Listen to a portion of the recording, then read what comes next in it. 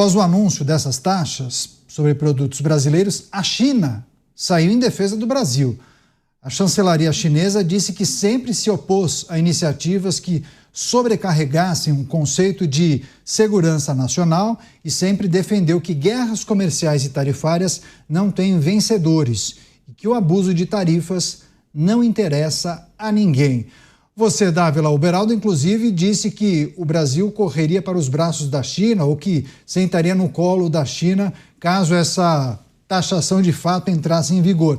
Queria que você também trouxesse sua percepção sobre o papel da China nesse processo e de que maneira esse país pode se tornar fundamental nessa relação ou deve intensificar a relação comercial com o Brasil caso a taxação americana entre em vigor.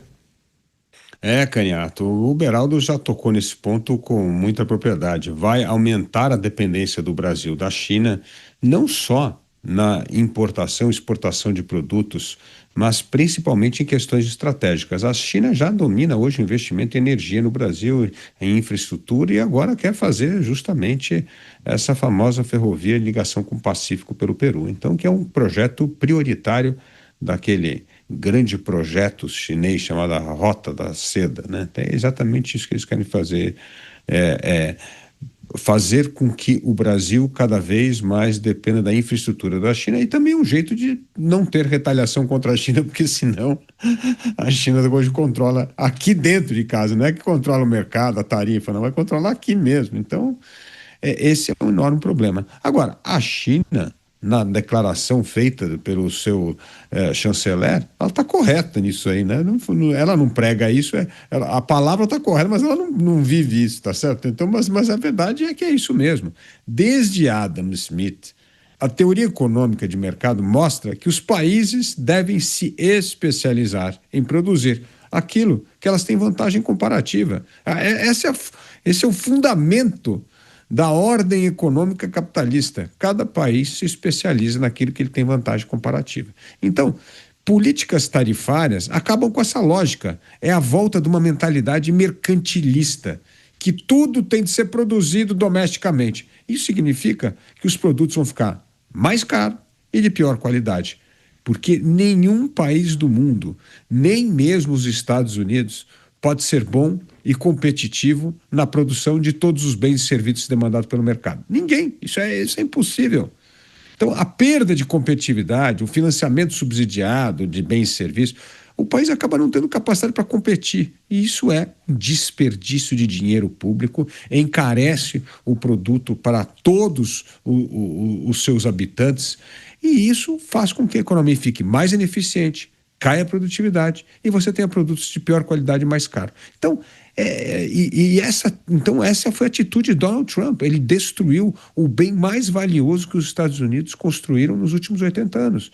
A confiança numa superpotência que tem a moeda reserva de mercado, que mantinha os mercados funcionando, que evitava a guerra comercial, que criou instituições multilaterais como a OMC justamente para evitar guerras comerciais. Então, todo esse capital incrível da confiança, que é o verdadeiro soft power, o poder suave, foi destruído por essa maluquice dessa guerra tarifária inventada por Donald Trump. Isso prejudicou o mundo, os Estados Unidos e, principalmente, a confiança no sistema da livre economia, do comércio internacional, que tão bem fez a todos os países desde o fim da Segunda Guerra Mundial, enriquecendo nações emergentes e, evidentemente, deixando cada vez mais ricos os países mais desenvolvidos.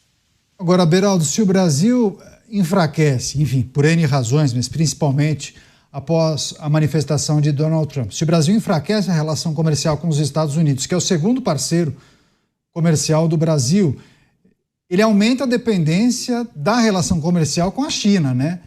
E qual é o exercício que a gente precisa fazer? Quais são as consequências de a gente colocar praticamente todos os ovos em um mesmo cesto? Neto, vamos lá. Pegando o gancho do que disse o Dávila, eu gostaria de trazer uma outra perspectiva, Dávila, que é o fato do Brasil ter uma economia mais forte do que a China depois da Segunda Guerra Mundial. A China se beneficiou justamente de um arranjo feito com os Estados Unidos que permitiu que ela começasse a se desenvolver e implementasse ali aspectos do capitalismo dentro do seu sistema comunista tão fechado, comandado ali pelo Partido Comunista Chinês, e a China se desenvolveu com base nesse arranjo internacional patrocinado pelos Estados Unidos e foi investindo no longo prazo para que fortalecesse o seu exército, para que tivesse condições de impor suas vontades, os seus desejos, as suas estratégias. E ela cresceu tanto, até porque ela tem um território imenso e tem uma população imensa, bastante maior do que os Estados Unidos, e ela cresceu tanto, ela se aprimorou tanto.